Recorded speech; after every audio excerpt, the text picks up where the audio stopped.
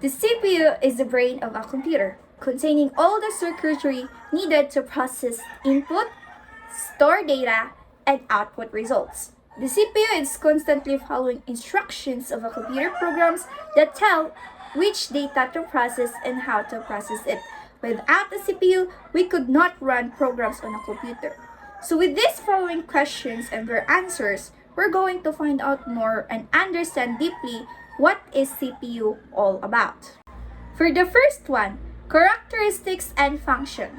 The question is, what type of locations can hold source and destination operands? Source and result operands can be in one of the 5 areas. First, main or virtual memory. As with the next instruction references, the main or virtual memory address must be supplied. Next, processor register. A processor contains one or more registers that may be referenced by machine instructions. Third, immediate. The value of the operand is contained in a field in the instructions being executed. Next, I/O device. The instruction must be specify the I/O module and the device for the operation. And lastly, stack. Operands can be stored on a stack, which is a region of memory managed as a last in, first out, or LIFO data structure. The stack is often used for function calls and managing local variables. What is the difference between arithmetic shift and logical shift? The arithmetic shift operation treats the data as a signed integer and does not shift the sign bit. On a right arithmetic shift, the sign bit is replicated into the bit position to its right. On a left arithmetic shift, a logical shift is performed on all bits but the sign bit which is retained. These operations can speed up certain arithmetic operations. Meanwhile, with a logical shift, the bits of a word are shifted left or right. On one end, the bit shifted out is lost. On the other end, a zero is shifted in. Logical shifts are useful primarily for isolating fields within a word. The zeros that are shifted into a word displays unwanted information that is shifted off the other end. For the second part, addressing modes and formats. The questions are the following. First, what is the difference between post-indexing and pre-indexing? The difference between pre-index and post-index is pre-index, the memory address is formed in the same way as for offset addressing. The memory address is also written back to the base register. In other words, the base register value is incremented or decremented by the offset value. In this figure, it illustrates this method with assembly language instruction, which is this, and the exclamation point signifies pre-indexing. Meanwhile, the post-index, where the memory address is base register value, an offset is added to or subtracted from the base register value, and the result is written back to the base register. In this figure, it illustrates the method with the assembly language instruction, which is the following. What are the advantages and disadvantages of using a variable length instruction format? The following advantages of using a variable length instruction format are the following. First, code density. Variable length instruction formats allow for more compact representation of instructions. This can lead to more efficient use of memory, or as shorter instructions require fewer bits to represent, saving space. Second, flexibility. Variable length formats provide flexibility in encoding different types of instructions. Instructions with fewer operands or simpler operations can be represented with shorter lengths, while more complex instructions can use longer formats. This flexibility can lead to a more versatile instruction set. Next, optimized encoding. Variable length formats can allow for more efficient encoding of frequently used instructions. Common instructions can be represented with a shorter codes, improving overall execution speed. Meanwhile, the disadvantages are the following. First, complexity. Variable length instruction formats can introduce complexity to the instruction decoding process. Decoding variable length instruction requires additional logic and can be more challenging than decoding fixed length instructions. Next, pipelining challenges. Variable length instructions may impose challenge for instruction pipelining. In a pipeline processor, fetching and decoding instructions may be more complicated when instruction lengths vary, potentially leading to a pipeline stalls or increased complexity in branch prediction. And lastly, debugging and error handling. Debugging variable length instructions can be more challenging because determining the boundaries of the instructions is not as straightforward as with fixed length instructions. For the third part, processor structure and function. And the questions are the following.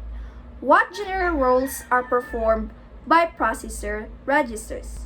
Processor registers play a crucial role in a computer's architecture and are used for various purposes to facilitate efficient and fast execution of instructions. There are a variety of processor registers that are employed to control the operation of the processor. Most of these, on most machines, are not visible to the user. Some of them may be visible to machine instructions executed in a control or operating system mode. Of course, different machines will have different registered organizations and use different terminology. We list here a reasonably complete list of register types with a brief description. The following are the 4 registers that are essential to instruction execution. First, program counter or PC contains the address of an instruction to be fetched. Next, instruction registers or IR contains the instruction most recently fetched. Next, memory address register or MAR contains the address of a location in memory. Lastly, memory buffer register or MBR contains a word of data to be written to memory or the word most recently read. So why is a two-stage instruction pipeline unlikely to cut the instruction cycle time in half compared with the use of no pipeline? A two-stage instruction pipeline is unlikely to cut the instruction cycle time in half compared to a 9-pipeline architecture due to several factors related to pipeline overhead and dependencies. So first, the execution time will generally be longer than the fetch time. Execution will involve reading and storing operands and the performance of some operations. Thus, the fetch stage may have to wait for some time before it can empty its buffer. Second, a conditional branch instructions makes the address of the next instruction to be fetched unknown.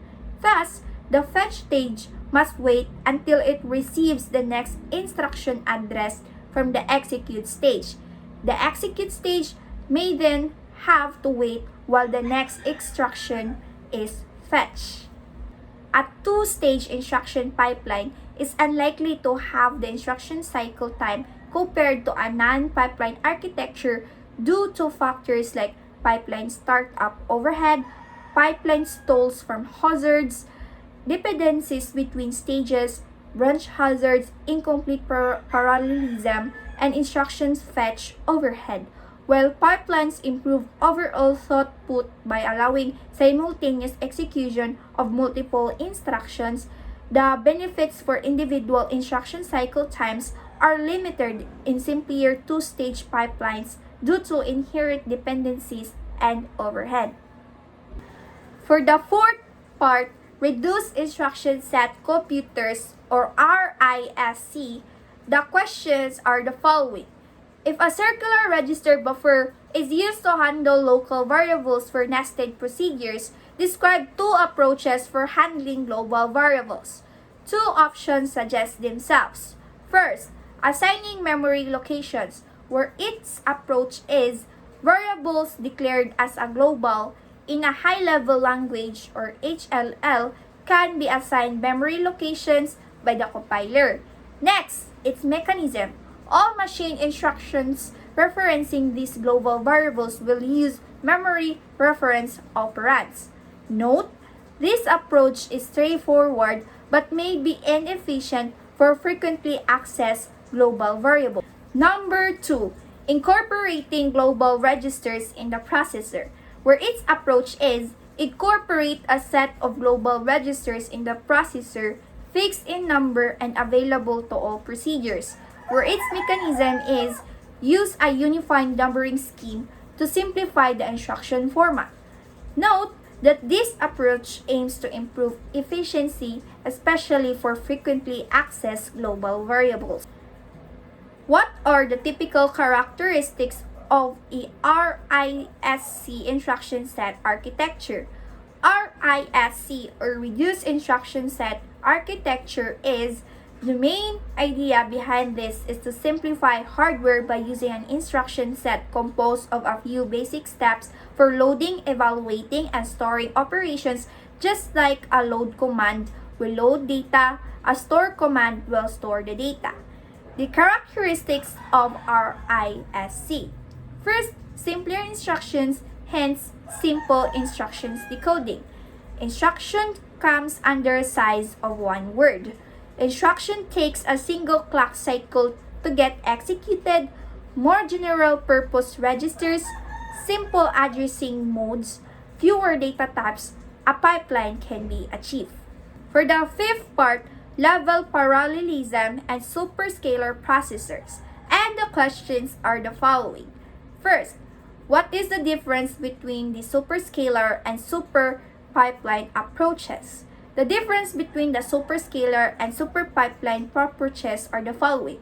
First, for the super pipeline approach, wherein in clock cycle utilization, super pipelining involves dividing the functions performed in each pipeline stage into two non-overlapping parts, allowing the processor to perform two pipeline stages in one clock cycle. Next is for the degree. The degree of super pipelining is often referred as the number of stages executed per clock cycle. In the described example, it is referred to as degree 2, indicating that two non-overlapping parts of each stage can execute in a half clock cycle. Next, execution model. In a super pipeline implementation, a single instruction progresses through multiple stages in a pipeline fashion, but each stage is further subdivided to enhance parallelism. Next, for superscalar approach. First, for the clock cycle utilization, superscalar processors focus on executing multiple instructions simultaneously during each clock cycle.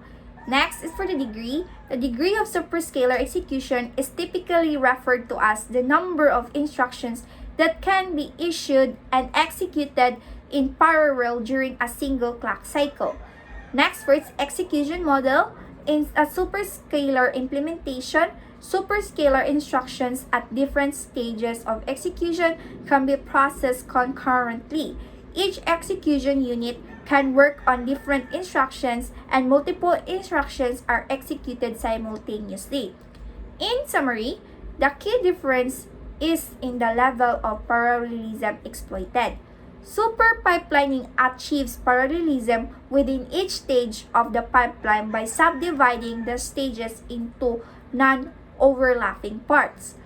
For superscalar, processing achieves parallelism by simultaneously issuing and executing multiple instructions during the same clock cycle. And for the last question, what is register renaming and what is its purpose? Register renaming is a technique used in processors with out-of-order instruction issuing and or out-of-order instruction completion.